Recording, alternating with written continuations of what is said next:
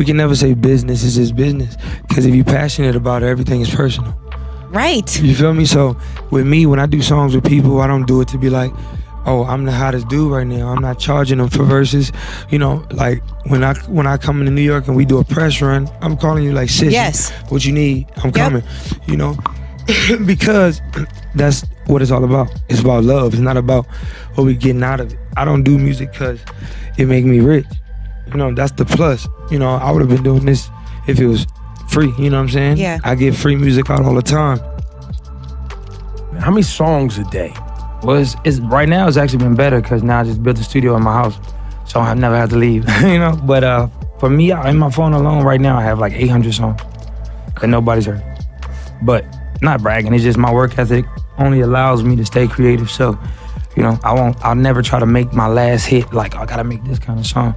And I think when it comes to music now, even in, you know, the execs, everybody, they're numbers kind of people. They're hot because this is the trending thing.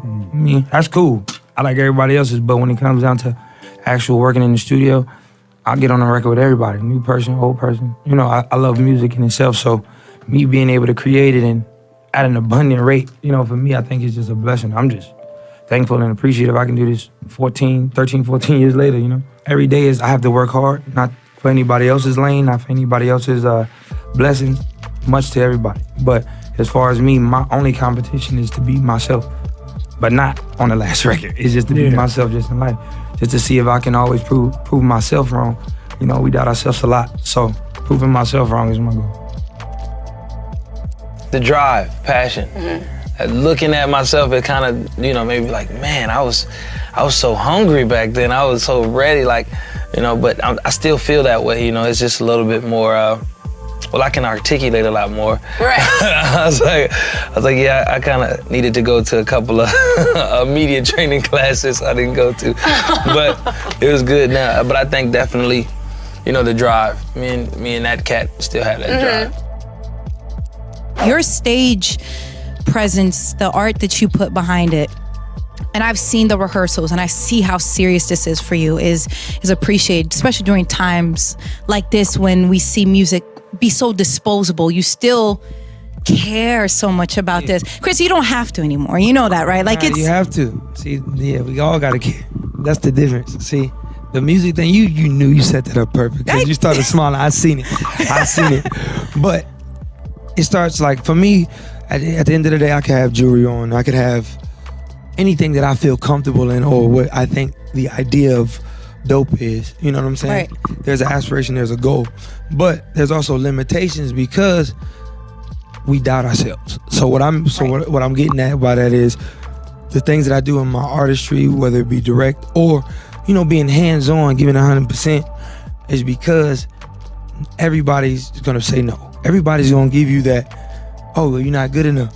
But it's the only one that makes you different than anybody else and makes you succeed is saying no. I don't agree with that because you're free. So whatever I do, I lead by my own mistakes and examples. So the risk that I take with music and the risk that I take with certain songs, or even just doing whatever I want to do, you know what I'm saying? It's not just because I want to rebel. I can reflect on that now. But I can inspire people to know that they can create whatever they want. They just got to really believe they have that capability of doing it. Have you thought about the next evolution of Chris Brown, like what that becomes as an artist? Have you even got to that, or are you just focused on this album right now? No, that's a good question. I think for me, I'm always ahead of schedule. I think when we do, like, even in fashion, certain things, we always prep for like fall one, spring one, different things ahead of time. So I think my strategy is kind of like control chaos, because I'll, you know, record as many songs as possible, or just, you know, go off a vibe, and then I'll shoot it or come up with an idea and direct it. So I have the freedom, you know, to curate or actually dictate my whole project without anybody's opinions except for my fans, because I want to know their feedback on That's dope.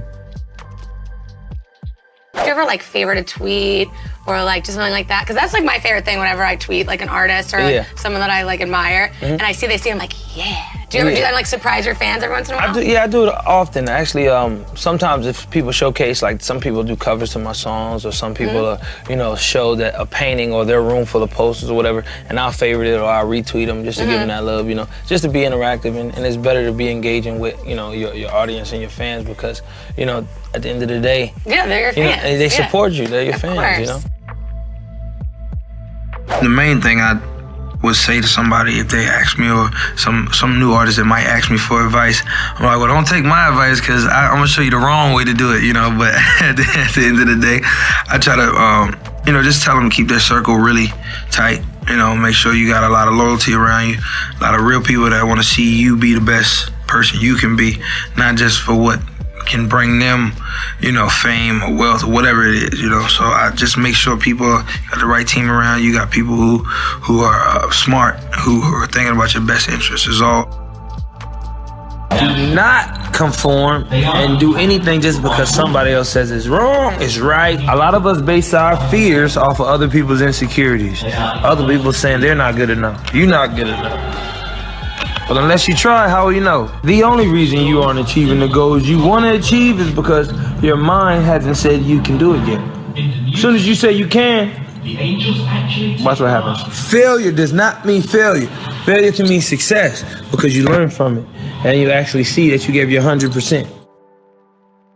I started out 15 and Tina Davis showed me the game, kind of. So, and even from jump, it wasn't like even with my production team in the beginning when I first started, I had a lot of greedy people and, my deal wasn't set up as great as I would like it to be. So she came in and actually changed the whole deal around Tina. And for me, kind of showed me, okay, this is what you deserve, this is what you get.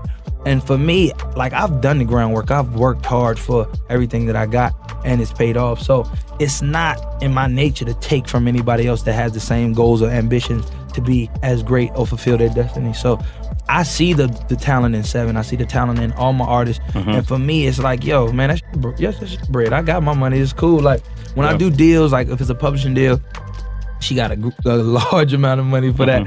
But the way I structure the deal is if the actual publisher, whether it be Universal, whoever they go with, they split whatever they make with me. I don't take no money off of what they make because I want everybody to, everybody with me, man, we all eat. Like I can't be the only one shining $100,000 watch on.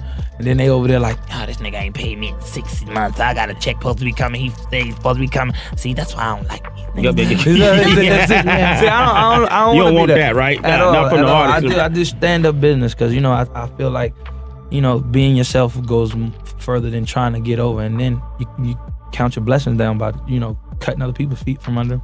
Because I never want to get comfortable. You know what I'm saying? I love being hungry. I love being ambitious, anxious. Free of mind to be creative as hell in studio and do what you want, paint, do whatever. But I love the space to be able to be free, so I don't want to be comfortable in my consistency. Right. Industry still is life. Everything that we do, we can never say business is just business, because if you're passionate about it, everything is personal. Right. You feel me? So with me, when I do songs with people, I don't do it to be like, oh, I'm the hottest dude right now. I'm not charging them for verses. Like when I come into New York and we do a press run, I'm calling you like, sis, Yes. what you need, I'm coming. Because that's what it's all about. It's about love. It's not about what we getting out of it. I don't do music because it make me rich. That's the plus. I would have been doing this if it was free. You know what I'm saying? Yeah. I get free music out all the time. You really do. You know what I'm saying? So with you, it's genuine, Yeah. and we don't come together as people unless it benefits us. Right. It's goodness with intention.